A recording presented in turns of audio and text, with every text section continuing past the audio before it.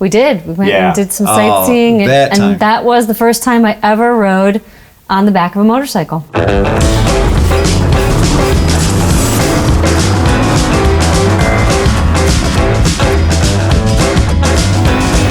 All right, guys, welcome back to another episode of Moto Stories with your Unkie Phil. I'm Unkie Phil, and we're going to have Moto Stories tonight. It is springtime, and you guys have been with us for like over 30 episodes. I'm not sure if you're aware of that, but you should pat yourself on the back. And hopefully, we've been providing with some really fun entertainment for you about the motorcycle stuff. But as it is springtime and a young man's heart turns to love, I have with me today, who? I'm Merritt Waters. That's right. That's my wife, guys. I got married a long time ago. And this was, honestly, I fell in love with my wife the very first time I saw her. We had a mutual friend, and I just knew, like at the beginning, I was like, ooh, ooh. And we were both we were both in other relationships at the time too. In transition, exactly. That's the best way to put it.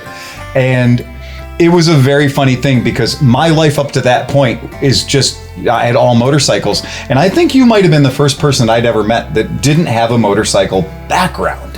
Yeah, I don't know if I'm the first person you ever met, but maybe the first female you ever were interested in. So I'd never even had motorcycles on my consciousness. They were just not at all part of my world.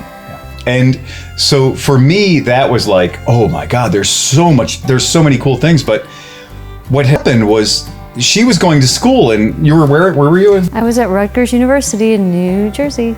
And so and for people who don't know, we're in Cleveland, Ohio here. And if you look at the map, Rutgers and Cleveland are not really close to each other at all. They're like, there's a whole mountain range in between them. And it was probably, maybe this time of the year. It was that late February, that early March time. And I had managed to get some time off of work, and I was released from work on a Friday. I took it like an hour early. I snuck out of the office. And I snuck out of my job, making paint for people. And I literally I called Merritt up and I was like, hey. On the landline, right? On the landline. We didn't have cell phones. 1994. We had nothing, right? And I called her on the landline and I was like, hey, you know what? I'm going to come out and see you. I'm going to give you a visit. And, it's about 4 p.m. right now. I should be pulling in your driveway at about 2 in the morning. No problem. And I had this crazy idea, since the sun was shining and the birds were chirping and love was in the air, that me and my libido were going to jump on a motorcycle and ride across the country to Rutgers, New Jersey. And I had forgotten about this little thing in the middle called the Poconos. And it turns out they put some mountains totally right in between us at that time, right? Yeah. And when I had left Cleveland, it was a balmy 52 degrees. I mean, it was great. Are you going to tell about the bike you were riding? Yeah, so the bike I was riding was the 1987 Honda Super Magna. And so the Super Magna was this great thing designed by Arlen Ness. It's a 700cc, and some were 750, I know, we understand. But it had 4 exhausts that shot up the back like rocket launchers. So at the time, I have this 1987 Honda Magna, which isn't really that old of a motorcycle in 1994. So, but we know that's a hot rod bike. That's a cruiser bike. And I took everything I had equipment-wise. I had that one biker leather. I had just it was the proper Brando. Just a biker jacket. Yeah, biker jacket. Yeah. And I put a hoodie on underneath it.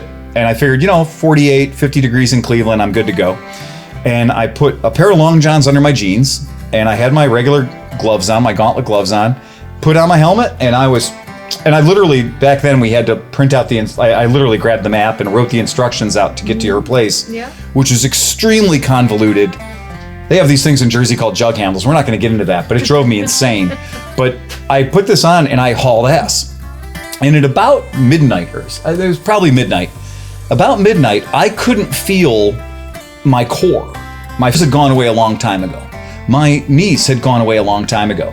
And it was to the point where I couldn't tell whether or not I had to pee, that I knew I was cold. I knew that I was in trouble. And I pulled in for a gas stop. Magna'd go about 110 miles on gas.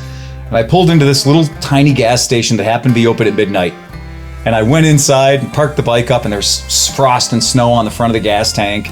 And I'm just a mess. And I go in, and the dude behind the counter goes, yeah, man, what's your name? And I go, hey, man, I don't name my bikes. And he goes, no, man, you're driving cross country. you're driving through these mountains in this weather. It's got to be for a woman. And I went, ooh, he's a wizard. It is like, and so I was like, well, her name's Merritt and she's at school at Rutgers. He goes, man, you got a long way to go. And I said, yeah. He goes, well, let me help you out. And I had no idea, but I had actually stumbled on a true mountain man, like a guy who knew the world. And so when I went, I went outside. He goes, I'm going to put a pot of coffee on for you. He goes, and so I went outside to go to the bathroom. And when I opened up the door and looked in the toilet, the water was frozen on top of the bowl. I was like, you got to be kidding me. It really was cold up in the mountains. It was 22 degrees. So it was 22 degrees. I was a mess. I went inside. He gave me hot coffee. He turned a little quartz heater around so it aimed right at me. And I just stood in front of the thing and the shivers came over me. Then he took all these free newspapers and crunkled them all up and stuffed them inside of my jacket. And he showed me about taking the newspapers and putting them on my shins under my pants. And I walked out of there like I was a robot from the 50s. But I was warm. I put the gas in the bike, jumped on and hauled ass. And I remember to this day coming down out of the mountain and seeing this row of these mercury lights. And I was like, they were like that yellow color and you're just like, Eastern Seaboard, Atlantic, Gulf Stream and all this stuff. And I was like, it got warm all of a sudden. It went from 22 degrees to like at least 90 degrees. I felt renewed. And it wasn't, but anything was warmer than that. And I was straight up, immediately whipped the throttle up, high speed burn. I got to your house at what, 2 something? Something like that. And I mean, I just had no concept of what it was that you were doing, because I had never done any outdoor cold things. I'd never ridden a motorcycle. Didn't really have a sense of what that was all about. I mean, I was like, yeah, this is cool. He's riding 9 hours to come see me. And I was sleeping some and waking some. But I had no appreciation for what a thing it was you were doing. Yeah. And so young guys will know that that's what we do, right? Like that's the game. Like that's the windmill stuff, right? That's what young guys do. And so that trip that I came out and see you, we didn't spend any time on the bike at all. It was like, once I got off that bike, I was like, if I could have shot it, I would have. There was no need to get back on that bike for the rest of that trip. The options were like, your warm car, your warm bed, but not that bike. No way, no how. So that trip, no, not so much on the bike. And then I did have to force myself to ride home. Yeah. So I had to go home, which was, again, awful. But not before you carved our initials in a tree. All right, guys. It's a tip from your Unkie Phil. Yeah. Especially when you know that her boyfriend's probably going to walk past that tree. Just keep you thinking. Just like right there in the back of your brain, not going to go away. Just not that I just drove like 9 hours to get to see you, but a little tree vandalism never hurt anybody. I wonder if that's still there. I'm sure it is. Kind of cool. So always carry a knife. But so then that time I went back, but then the next time, maybe a month later? It was Marchish, right? Yeah. It was Marchish. I came back with my my Ford Ranger truck with the Honda CBX in the back of it, because that's the bike that I was really proud of. 6 cylinders, 24 valves, glory red metallic. It's so cool. But I didn't ride it because I learned my lesson. So I put it in the back of the truck and had heat the whole way there. And I had this cute little Ford Ranger. It was the world's littlest plow truck. But man, it was fun. And we showed up, and that time we got to have some fun. We did. We went and did some sightseeing, and that was the first time I ever rode on the back of a motorcycle. First time on the back of a motorcycle, CBX. Take that. That's cred right there. So where did we go? So we went Manhattan first. We did all the stuff in downtown Manhattan. Yeah, we drove around. Yep. And we got to go to Coney Island. We did... what was the place? Sandy Hook we went to in Jersey. Yeah, so one of our first learning adventures. Yeah, and that is true. Now, that has never stopped. Nope. When we go traveling together, wherever it is, there are always some sort of conveyances. We've done quads in Costa Rica. Yeah, we've done helicopters in Grand Canyon and stuff. We always like the adventure-y kind of stuff, but we always learn. Yeah. We always get smarter every time we travel. And that was a blast. That trip, getting to know you on the back of the motorcycle was just great. Well, the next day, she had class. She had no class when she was me, but the next day she was in class, and I had me and I had Manhattan. So I took my motorcycle and we went downtown, and if you've ever ridden a motorcycle in Manhattan, and it was a Friday, it was like a work day. Yeah.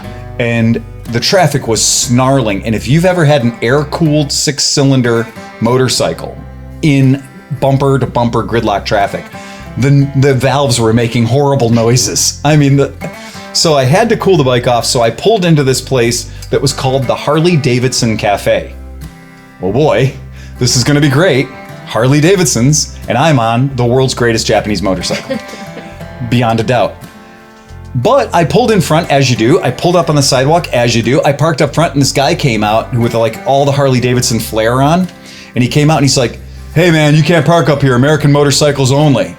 And I got to be that guy for once. I got to be like, "Oh, well, excuse me, sir. If you know anything about motorcycles, you'll know that this motorcycle is a Honda. This is a CBX and it's made in Marysville, Ohio. In fact, this motorcycle is more American than your Harley Davidsons."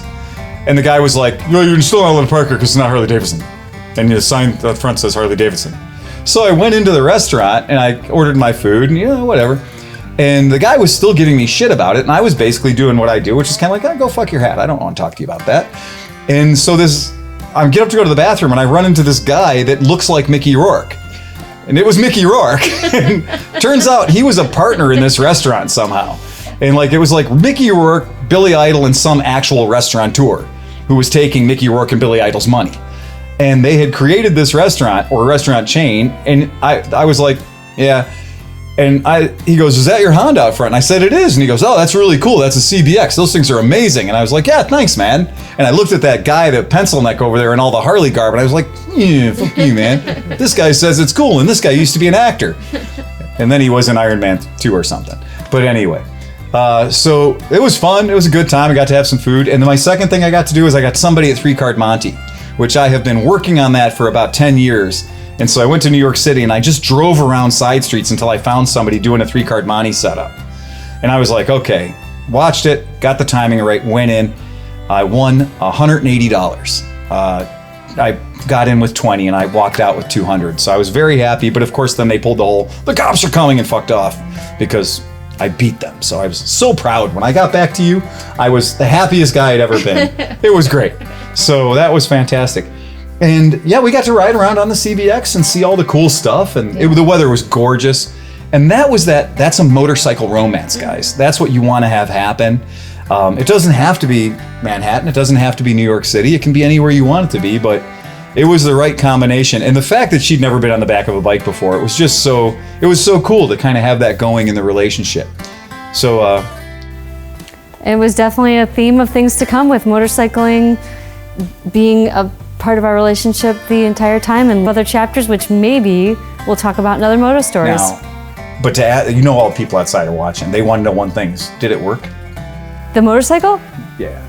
Yeah. It worked. All right. Peanut Gallery. Yeah. So 20 years later, is it as charming as it was then?